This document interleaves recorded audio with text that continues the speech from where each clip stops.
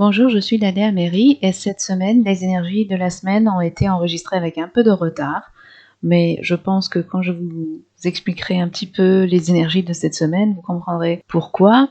La vibration initiale de la semaine, il y a deux vibrations initiales, c'est-à-dire les énergies essentielles, les principales énergies avec lesquelles on va devoir travailler et prendre conscience peut-être de ces ressentis en nous, dans notre vie.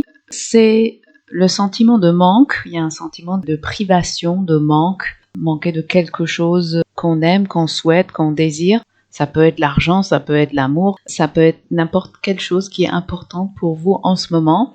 Et il y a un ressenti de privation, comme si vous ne pouviez pas accéder à cette chose qui vous est chère.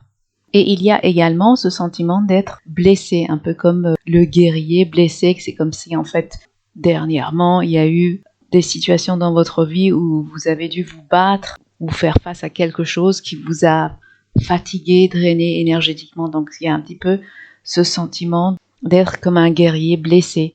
Ça, c'est les deux vibrations essentielles de cette semaine. Donc c'est quelque chose qui va teinter un petit peu ce qu'on va vivre et ressentir cette semaine et surtout ce qu'on va devoir travailler ensemble, c'est-à-dire chaque personne va devoir regarder ces aspects-là dans sa vie.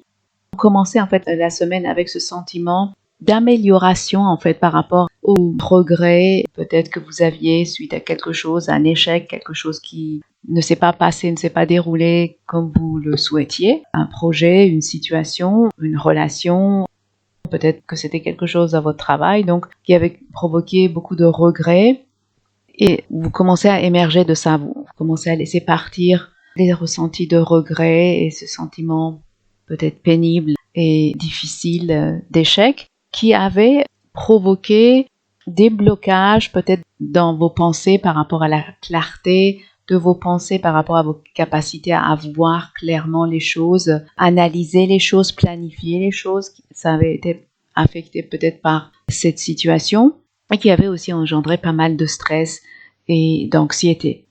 Tout au long de la semaine, un certain sentiment d'apaisement peut-être va se produire en vous et peut-être des personnes qui s'intéressent à quelqu'un par rapport à une situation amoureuse, peut-être qu'il y aura une envie d'aller vers cette personne, d'exprimer ce que vous ressentez par rapport à cette personne. Il y a ce besoin d'exprimer un ressenti. Alors ça peut être au travail, peut-être par rapport à votre employeur, par rapport à votre chef de projet, peut-être que vous avez besoin de dire quelque chose, d'exprimer quelque chose.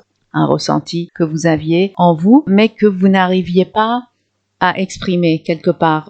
Vous avez voulu l'éteindre, ce désir, cette envie. Et d'ailleurs, vous êtes toujours partagé. Il y a peut-être certaines personnes qui vont pouvoir enfin exprimer cette chose, quel que soit le domaine de votre vie, que ce soit en amour ou par rapport à votre travail, par rapport à quelqu'un de la famille. Mais il y a d'autres qui peuvent être assez partagés et se retenir, vouloir mettre tout ça en pause. Et c'est en rapport avec une proposition, je dirais. Alors ça peut être carrément en amour, aller dire à quelqu'un peut-être que vous avez des sentiments pour lui, peut-être que c'est à votre travail, vous avez fait peut-être une proposition, vous avez promis peut-être quelque chose et ça s'est pas produit. Donc ce ressenti que vous avez envie d'exprimer, c'est par rapport à ça, par rapport au fait que vous mettez cette proposition à plus tard, ou bien c'est quelque chose que vous attendez, une proposition de la part de quelqu'un. Donc encore une fois, ça peut être dans n'importe quel domaine, c'est pas forcément amoureux, ça peut aussi être de la part des amis, et ça n'arrive pas, ça se produit pas. Vers la fin de la semaine, vous devenez plus conscient de votre capacité intérieure à changer cette situation d'attente et d'indécision et ces difficultés à penser clairement. Vous devenez plus conscient en fait de votre rôle là-dedans, de comment vous pouvez faire en sorte de ne pas en souffrir peut-être, de ne pas être frustré, impatient. C'est comme prendre conscience du pouvoir de ses pensées ou peut-être même carrément de voir une solution créative, de trouver une solution créative à cette situation. Alors encore une fois, pour certaines personnes, ça va être dans le domaine amoureux. Pour d'autres personnes, ça va être dans d'autres domaines de votre vie, notamment par rapport aux finances aussi. Il y a un sentiment d'apaisement par rapport à une attente que vous aviez de résultats. Et j'en avais parlé la semaine dernière aussi par rapport aux énergies de la semaine dernière. C'est comme si vous vous étiez investi sur quelque chose et vous attendiez le résultat avec impatience et ça ne se manifestait pas et ça vous fatiguait.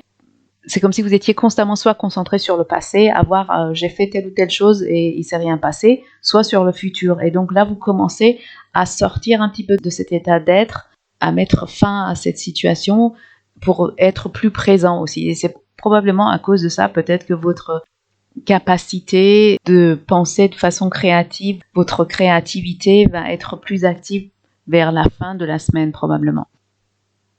Et c'est bien nécessaire parce que vous attendiez en fait une offre qui n'est pas venue, ou peut-être que vous avez voulu faire une offre à quelqu'un et vous ne l'avez toujours pas fait.